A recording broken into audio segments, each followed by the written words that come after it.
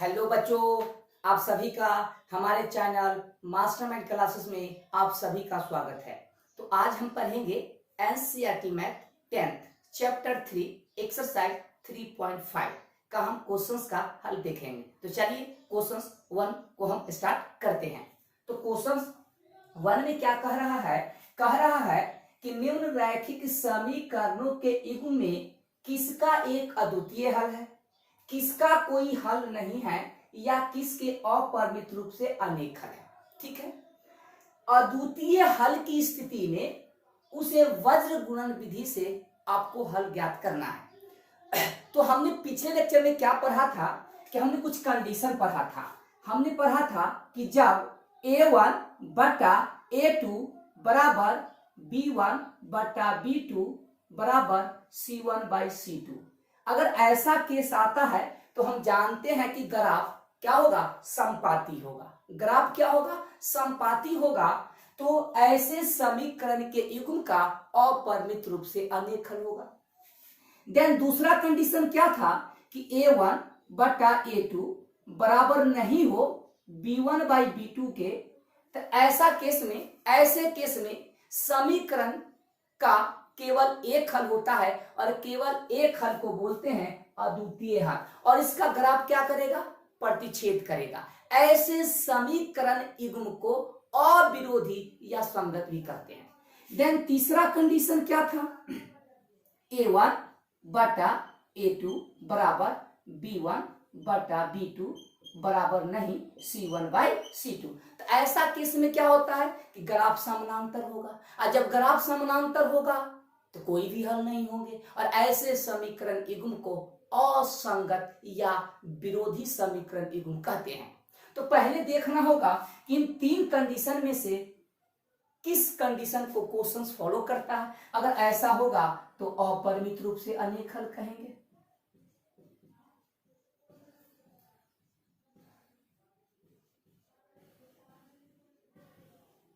अनेक हल, अगर ऐसा कंडीशन आएगा तो कहेंगे केवल एक हल, और केवल एक हल को बोलते हैं अद्वितीय। और ऐसा होगा तो कोई भी हल नहीं होगा।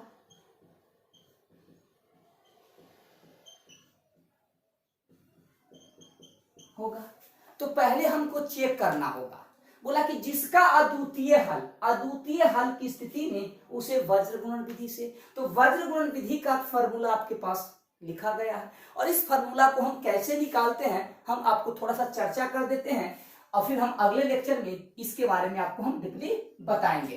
तो आपने पढ़ा है कि दो चर वाले रैखिक समीकरण के व्यापक रूप का यह फॉर्म होता है।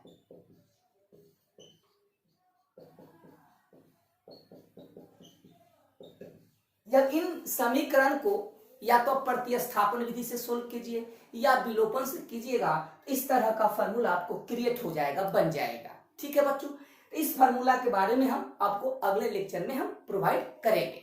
तब तक हम इस फॉर्मूला का यूज करके इन सभी क्वेश्चंस का हम हल करेंगे। तो पहले आपको देखना है किसका हल हो रहा है, केवल एक हल हो रहा है, किसका अपरिमित रूप से अनेक हल हो रहा है, किसके कोई हल नहीं होते हैं, ये पहले जानना होगा। और जिसका केवल एक हल होगा और केवल एक हल वाले को बोलते हैं अद्वितीय, उसी को आपको वज्र गुणन विधि से हल करना होगा। समझ में आया? चलिए तो क्वेश्चन 1 को हम डील करते हैं। ध्यान से देखिएगा बच्चों, क्वेश्चन 1 में आपको समीकरण का युग्म दे रखा है x minus 3y minus 3 equal to 0। Then दूसरा समीकरण है 3x minus 9y minus 2 equal to 0। इसको आप 1 रख दीजिए, इसको आप 2 रख दीजिए। तो यहां से आपको क्या काम करना होगा बच्चों, a1 निकालिए। तो a1 आपका 1 हो गया, कॉमा b1 कितना होगा, -3 होगा, c1 कितना होगा, -3 होगा, a2 कितना होगा, 3 होगा, b2 कितना होगा, -9 होगा, और c2 कितना होगा, -2। अब आपको a1 बट्टा a2 का मान निकालना है। फिर b1/b2 का मान निकालेंगे, फिर c1/c2 का मान निकालेंगे और तीनों मान को हम देख के बताएंगे कि क्या कंडीशन है।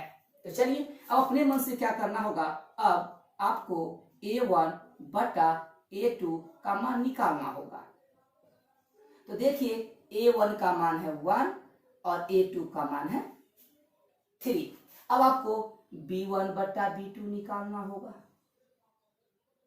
तो b1 आपका हो गया -3, सॉरी b1 हो गया -3, b2 हो गया -9, इसको काटिएगा तो 1/3 मिलेगा।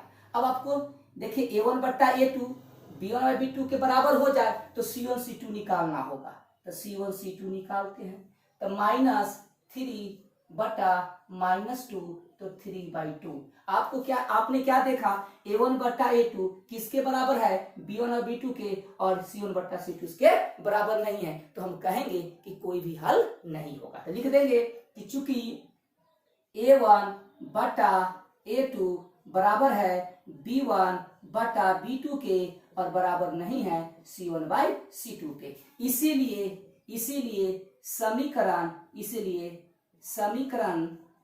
समीकरण के युग्म का कोई हल नहीं है।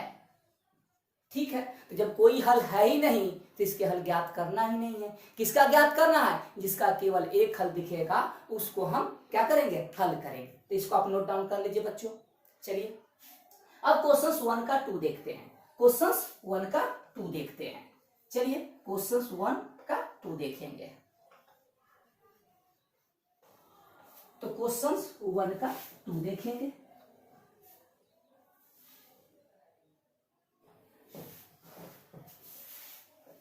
चलिए ध्यान से देखिए, अब हम क्वेश्चन 1 का 2 देखेंगे।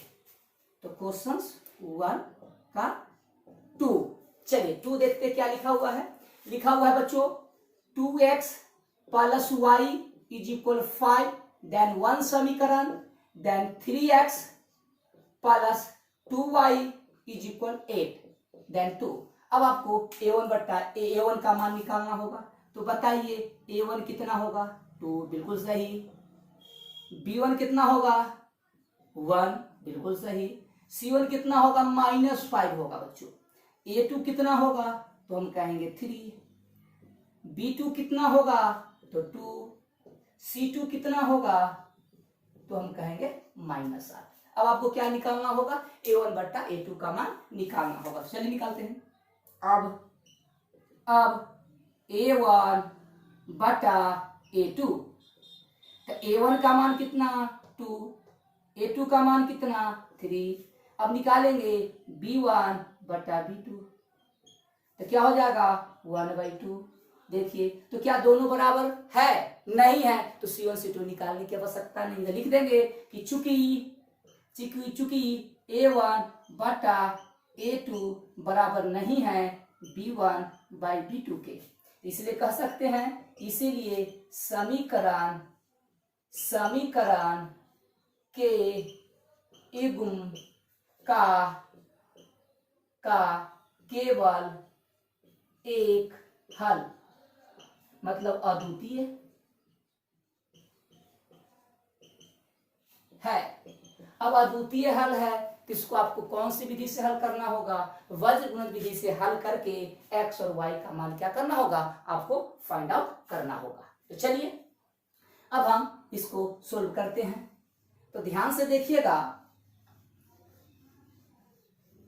अब हम लिखेंगे वज्र गुणन विधि का फॉर्मूला क्या है। तो लिखेंगे, ध्यान से देखिएगा, x/b1 के साथ c2 को गुना करेंगे, b2 के साथ c1, y/c1 a2 - c2 a1। ध्यान से देखिए, बराबर 1 a1 × b2 - a2 - b1। अब आपको वैल्यू पुट कर देना है बच्चों।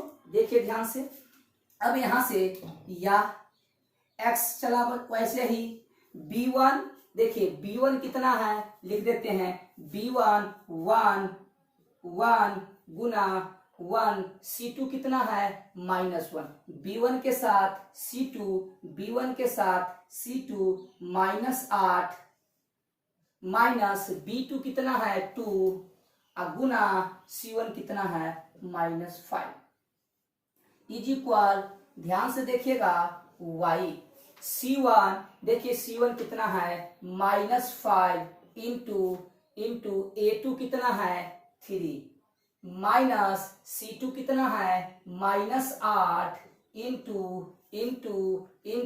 A1 कितना है 2 इज इक्वल, ध्यान से देखिएगा 1 1 1। अब देखिए A1 कितना, तो A1 कितना लिख देते हैं, A1 आपका है 2 गुना A1 के साथ B2 2 माइनस A2 कितना A2 3 गुना B1 कितना 1। अब इसको हम सोल्व करेंगे बच्चों, ध्यान से देखिएगा, इसको हम सोल्व करते हैं। तो ध्यान से देखिएगा, ये आपका हो जाएगा x बटा, देखिए ये आपका हो जाएगा -8 और ये आपका हो जाएगा -10 और माइनस मिलके +10 इज इक्वल y बटा, ये हो जाएगा -15 और ये आपका हो जाएगा +16 इज इक्वल 1 4 -3।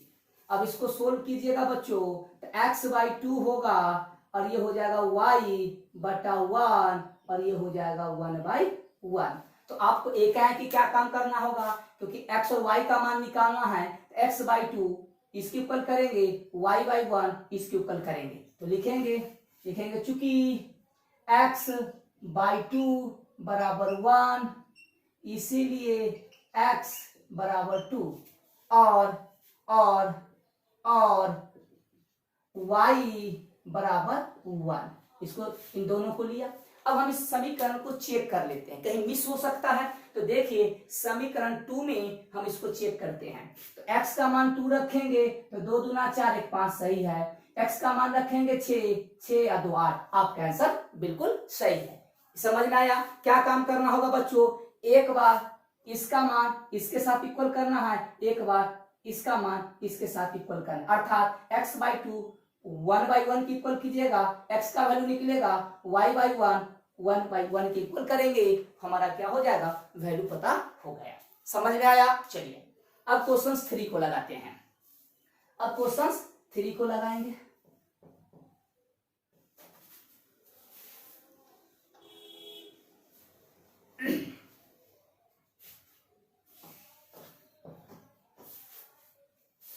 तो क्वेश्चन 3 में देखिए, लिख देते हैं क्वेश्चन 1 का 3। बताइए कि A1 कितना है, तो A1 3 है, कॉमा B1 कितना है -5, C1 कितना है, तो हम कहेंगे -20। ठीक है बच्चों। A2 कितना है, तो A2 कहेंगे 6, B2 कितनी है -10, C2 कितनी है, हम कहेंगे -40।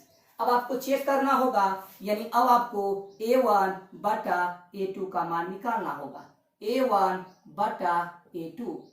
तो ध्यान से देखिएगा, 3/6 काटिएगा तो 1/2 आएगा। अब आपको B1 बटा B2 निकालना होगा। तो देखिए -5 बटा -10, इसको काटिएगा 1/2, दोनों बराबर, तो C1 C2 निकालना होगा। तो C1 C2 -20 बटा -40 काटा 1/2। तो हम कह सकते हैं कि चूंकि A1 बटा A2 बराबर B1 बटा B2 बराबर C1/C2 है, इसीलिए समीकरण के युग्म का अपरिमित रूप से अनेक हल हैं। समझ में आया? अब हमको लास्ट लगाना है 1 का 4th। तो जिसका अद्वितीय हल होगा उसी को हम हल करेंगे वज्रगुणन विधि से। तो चलिए इसको भी नोट डाउन कर लीजिए। अब क्वेश्चन 4 लगाते हैं। 4 लगाते हैं, देखिए आराम से देखिएगा, बिल्कुल आपको समझ में आएगा, ध्यान से। चलिए क्वेश्चन 4, 1 का 4 ध्यान से देखिए।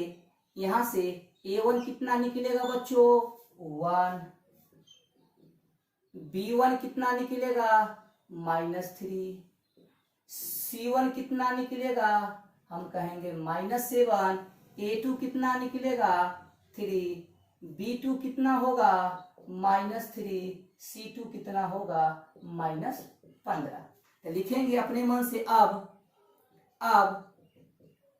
A1 बटा A2 1/3 B1 बटा B2 कितना हो जाएगा B1 बटा B2 -3 बटा -3 प्लस 1। क्या दोनों बराबर है? नहीं, तो C1 C2 निकालने की आवश्यकता नहीं, लिख देंगे चूंकि A1 बटा A2 बराबर नहीं है B1 बटा B2 के, इसीलिए समीकरण के युग्म का अद्वितीय हल होगा, यानी केवल एक हल। अब अद्वितीय हल होगा तो वज्रगुणन विधि से सोल्व करना होगा बच्चों। तो चलिए वज्रगुणन विधि से हम सोल्व करते हैं। तो फॉर्मूला हम आपको लिख देते हैं, x बटा B1 के साथ C2 माइनस B2 के साथ C1 इज इक्वल y बटा C1 के साथ A2 माइनस C2 के साथ A1। ध्यान से देखिए, बराबर 1 बटा A1 के साथ B2 माइनस A2 के साथ B1, ये आपका ये होगा। अब ध्यान से देखिएगा, अब इसको हम सॉर्ट करेंगे बच्चों, ध्यान से देखिएगा x। अब देखिए हम आपको रफ करके बता देते हैं B1। तो देखिए यहां चलिए B1 को किससे गुना करना होगा C2 से गुना करना होगा, इसका डायरेक्ट वैल्यू रख देंगे। तो B1 का मान देखिए, B1 का मान कितना है -3 गुना C2 का मान कितना है, ध्यान से देखिएगा -15। तो ये कितना मिल जाएंगे 45। तो इसके पहले पड़ा जाएगा 45 माइनस। अब आपको B2 C1 निकालना होगा। तो B2 कितना है तो -3 गुना C1 कितना है -7। तो ये कितना हो जाएगा +21, ये हो गया +21 इज इक्वल y बटा, ध्यान से देखिएगा C1 को A2 से गुना करना है। तो देखिए C1 कितना है -7 गुना A2 कितना है 3, ये हो जाएगा -21 माइनस। अब C2 के साथ A1, C2 कितना है -15 गुना A1 कितना है 1। तो ये क्या हो जाएगा -15 और ये माइनस और ये मिलके +15 1 अपॉन। अब देखिए A1 को किससे गुना करना है B2 के साथ। तो A1 कितना है 1 गुना B2 कितना है -3। तो क्या मिल जाएगा -3, ये -3 और ये आपका ये माइनस। अब A2 को किससे गुना करना होगा B1 के साथ। तो A2 को गुना करना है, A2 है आपका 3, B1 कितना है -3, ये हो जाएगा -9। ये माइनस और ये माइनस मिलके +9। बात समझ में आया? अब इसको हम सोल्व करेंगे बच्चों। तो चलिए इसको सोल्व करते हैं। तो ध्यान से देखिएगा, ये हो जाएगा x और घटाया 21 में से 45 में से 21 तो 24, इसको देखा 21 में से 15 गया तो -6 और यहां से हो जाएगा 1/6। तो 6 से 6 आप काट सकते हैं, चलिए नहीं काटते हैं, इसको सोल्व ही कर लेते हैं। तो एक बार लिखेंगे चूंकि x बटा 24 किसके बराबर करेंगे 1/6 के, और एक बार y बटा -6 किसके बराबर करेंगे 1/6 के। तो यहाँ से आपका हो जाएगा 6x बराबर 24, तो x बराबर 24/6 यानी 4। यहाँ से आपका निकल जाएगा 6y बराबर -6, y बराबर -6/6 y। अब देखिए हम चेक कर लेते हैं कि x बराबर 4 और y बराबर 1, क्या आंसर सही है? इसमें रख देंगे x के पहले पर 4, x के पहले पर 4, तो देखिए x के पहले पर 4 -3 गुना y का मान ये आपका -1 होगा, यहाँ से कितना होगा -1 होगा। तो देखिएगा और -7 था, तो देखिए ये हो जाएगा 4 + 3 - 7 = 0। RHS के संतुष्ट कर रहा है। अब इसमें देखेंगे x का मान तो 3, तो 4 तिहाई 12, अब 12 4 तिहाई 12 3 15, ये भी आपका आंसर क्या है? यानी x बराबर 4 और y बराबर -1, क्या इसका हल हो चुका है, यानी सही है। अब देखिए क्वेश्चन 2 को देखिए। अब क्वेश्चन 2 को देखिए और इसको आप समझिए। तो चलिए क्वेश्चन 2 को देखते हैं। तो क्वेश्चन 2 को देख लेते हैं। तो क्वेश्चन 2 में 2 क्वेश्चंस है, इसको आप बारीकी से देखिएगा, निश्चित रूप से आपको समझ में आएगा। क्वेश्चंस क्या कह रहा है बच्चों, ध्यान से देखिए। बोला कि ए और बी के किन मानों के लिए, बोला कि ए और बी का कौन सा मान है जिसके लिए जो नीचे जो समीकरण दे रखे हैं, इन समीकरण के युग्म के अपरिमित रूप से अनेक हल।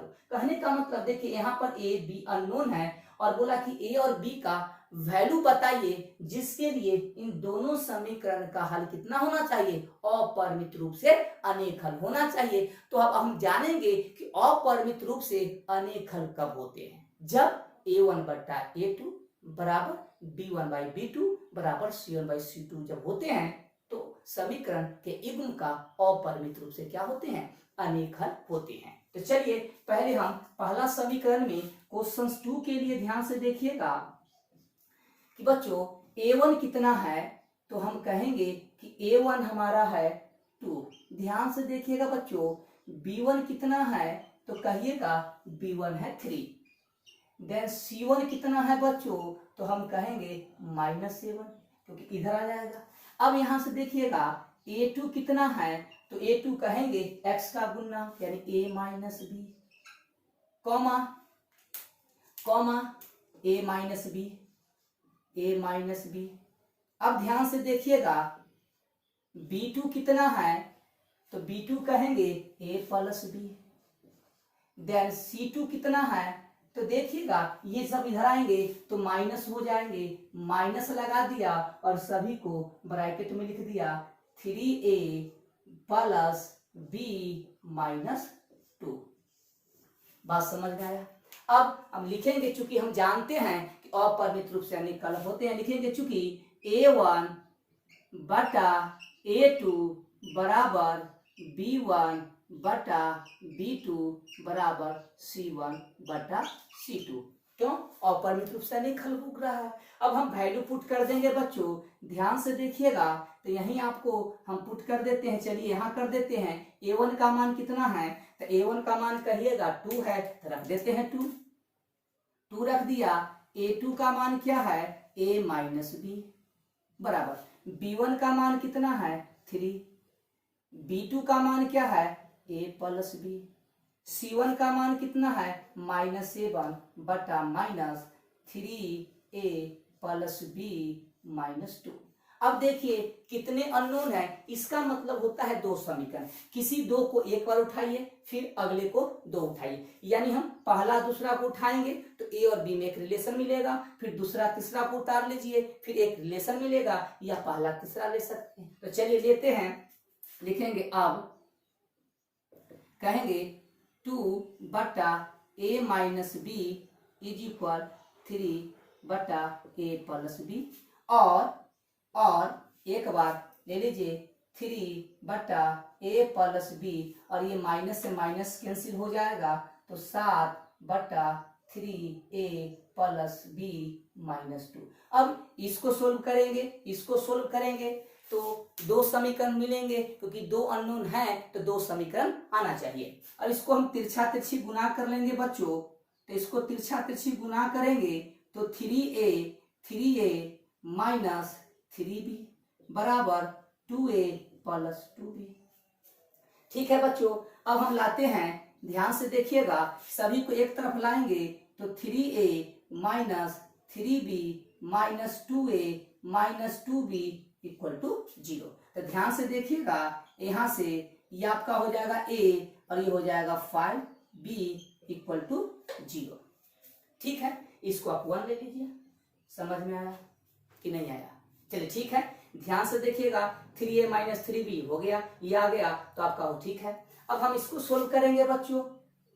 अब ध्यान से देखिएगा, इसको सोल्व करेंगे, ध्यान से आप देखते रहिए। अब इन दोनों समीकरण को सोल्व करेंगे तो देखिएगा, इससे इसके गुना करेंगे तो 9a हो जाएगा, 9a माइनस 3b माइनस 6 बराबर 7a प्लस 7b। ध्यान से देखिएगा, ए बी वाले को एक तरफ लाएंगे, ध्यान से देखिएगा बच्चों, तो ये आपका हो जाएगा 9a माइनस 3b, ये दोनों को उठा के लाया, माइनस हो जाएंगे 7a माइनस 7b और माइनस 6 को उधर ले गया तो प्लस 6 हो गए। अब ध्यान से देखिएगा, ये आपका 9a माइनस 7a तो हो जाएगा 2a और ये आपका हो जाएगा माइनस 10b बराबर 6। यहां से आप 2 कॉमन ले सकते हैं, a minus 5b equal to 6। तो यहां से a माइनस 5b। अब ध्यान से देखिएगा, ये दो इसके साथ प्रोडक्ट में है, इधर जाएगा तो डिवाइड हो जाएगा तो 6/2 कितना मिल जाएंगे 3।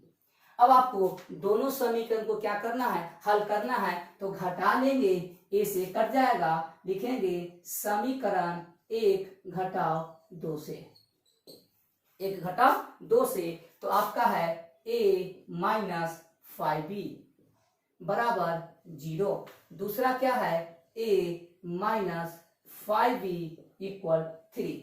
ध्यान से देखिएगा, कहीं मिस नहीं होना चाहिए। ओके, तो आपका कहीं मिस हो चुका है क्योंकि कट जाएंगे a o अपन, ठीक है, बिल्कुल सही है, a माइनस 5b, यहां से आ जाएगा आपका, ध्यान से देखिएगा, तो ये हो जाएगा 3 तिहाई 9, ये सॉरी ये प्लस हो जाएंगे बच्चों, यहाँ मिस है, और ये आपका ध्यान से देखिएगा, ध्यान से, तो 3 तिहाई 9 3b और माइनस 6, यहाँ से 3 तिहाई 9, ये हो जाएगा प्लस 3b, यहाँ से देखिए 3 तिहाई 9 प्लस 3b माइनस 6 7b, तो यहाँ से आपका हो जाएगा, ये आपका हो जाएगा प्लस 3b वैसे ही रहा, माइनस 7, तो ये हो जाएगा 9, तो ये हो जाएगा 2 और ये हो जाएगा माइनस 4b, तो यहाँ हो जाएगा 2 कॉमन, तो यहाँ हो जाएगा 2b, तो यहाँ हो जाएगा आपका 2b। मिस था बच्चों, फिर से देख लीजिए, इसको हम 3 से गुना करेंगे तो 3 तिहाई 9 plus 3b minus 6, 7a plus 7b, इधर लाया तो देखिए 9a वैसे ही, 3b वैसे ही, माइनस 6 को इधर ले गया, ये दोनों इधर लाया तो माइनस हो गया, तो 9a और माइनस 9a माइनस 7a तो प्लस 2a, 3b और माइनस 7b तो माइनस 4b बराबर 6। यहाँ से 2 कॉमन लिया, a माइनस 2b बराबर 6, तो a माइनस 2b बराबर 2 से डिवाइड किया तो 3, तो ये आपका क्या लिखाएगा 2b लिखाएगा। ठीक है बच्चों, समझ में आया?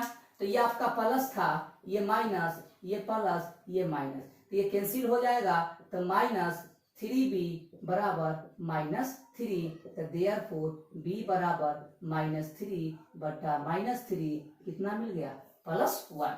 अब देखिए, अब समीकरण 1 में ही डाल दीजिए, तो लिखेंगे अब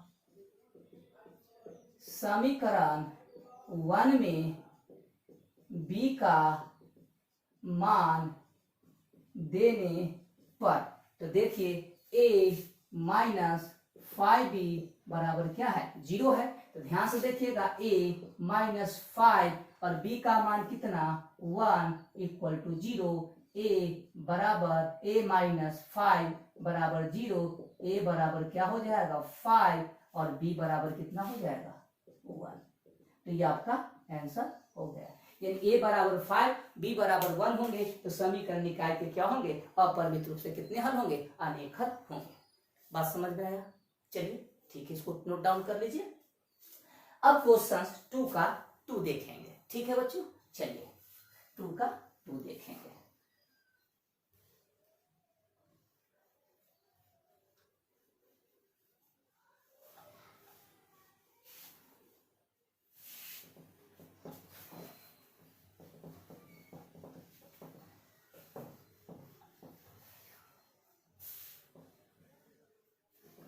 अब कह रहा है, ध्यान से देखिएगा बच्चों, क्वेश्चन 2 का 2 क्या कह रहा है, इसको पढ़ लेंगे और समझ लेंगे।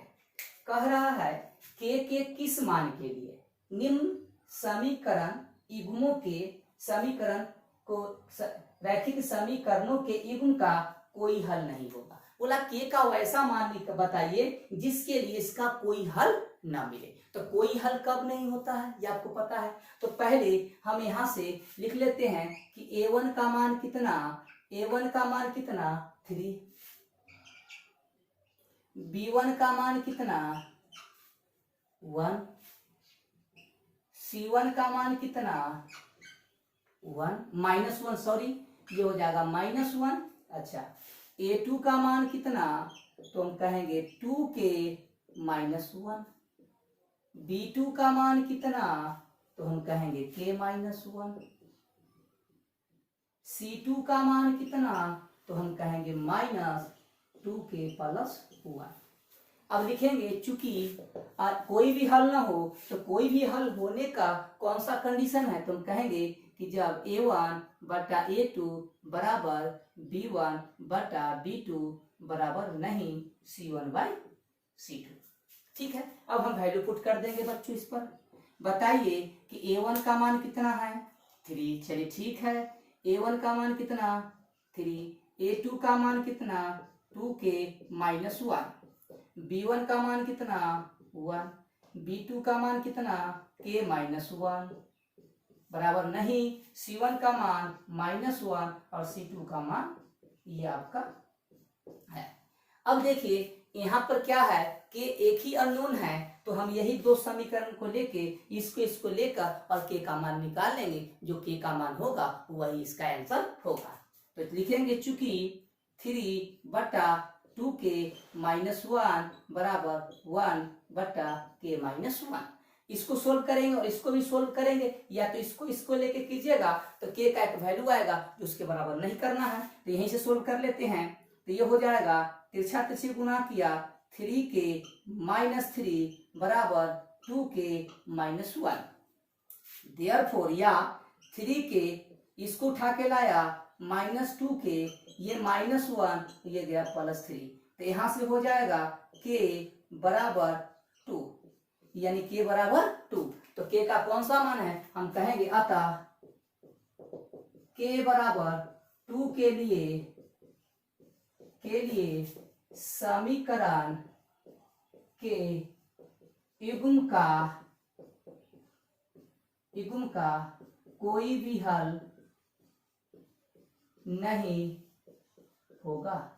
ये बात आपको समझ में आया? नहीं तो आप k का वैल्यू यहाँ पर पुट कर दीजिए, उसके बाद फिर दिखा a1 बट्टा a2 का मान निकालिए, b1/b2 का मान निकालिए और c1/c2 का मान निकाल सकते हैं। चलिए अगर आपको विश्वास नहीं होता है तो देखिए पहला समीकरण में आपको कोई फेरबदल नहीं होगा। k का मान क्या है 2, तो ध्यान से देखिएगा, इसको हम थोड़ा सा रफ कर लेते हैं, ये आपका आंसर हो गया। ध्यान से देखिएगा कि अगर हम k का वैल्यू पुट करते हैं तो क्या मिलता है a2, तो a2 मिल जाएगा। ध्यान से देखिएगा 2 दूना 4, 4 में से 1 गया 3।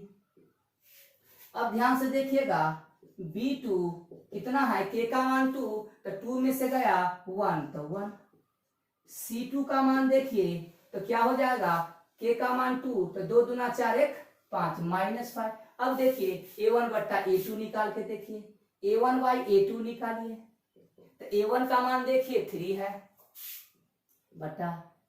बटा इसका वैल्यू क्या निकला 3 काटा 1। अब निकालिए b1 बटा b2, तो b1 का मान कितना है, b1 का मान 1 है और B2 का मान क्या है 1, कितना आया 1। देखिए अब C1 C2 निकालिए, C1 बटा C2 निकालिए। देखिए C1 का मान कितना है -1 और C2 का मान क्या है -5, 1/5। तो देखिए ध्यान से बच्चों, देखिए A1 बटा A2 का जो मान है वह B1/B2 के बराबर है और ये C1 C2 के बराबर नहीं है। कैसा केस मिल रहा है, A1 हम क्या देखा कि A1/A2 बराबर आ रहा है B1/B2 के। देखिए लेकिन ये C1 C2 के क्या है बराबर नहीं है। तो ऐसा कंडीशन होता है तो आप क्या बोलते हैं कि कोई भी हल नहीं होगा। और कोई भी हल कब नहीं होता है, जब ग्राफ समानांतर होता है। और ऐसे समीकरण युग्म को हम क्या बोलते हैं, विरोधी या असंगत समीकरण युग्म। तो ये आपका आंसर बिल्कुल सही है, इसको आप नोट डाउन कर लीजिए। और आप सभी से फिर से अनुरोध है कि आप हमारे वीडियो को अंतिम तक देखिए। अगर आपको हमारा वीडियो अच्छा लगता है तो आप हमारे चैनल को सब्सक्राइब कर लीजिए, बेल आइकन को दबा दीजिए ताकि अगला वीडियो आपके पास पहुंचता रहेगा। तो ठीक है बच्चों, आज के लिए इतना ही। धन्यवाद।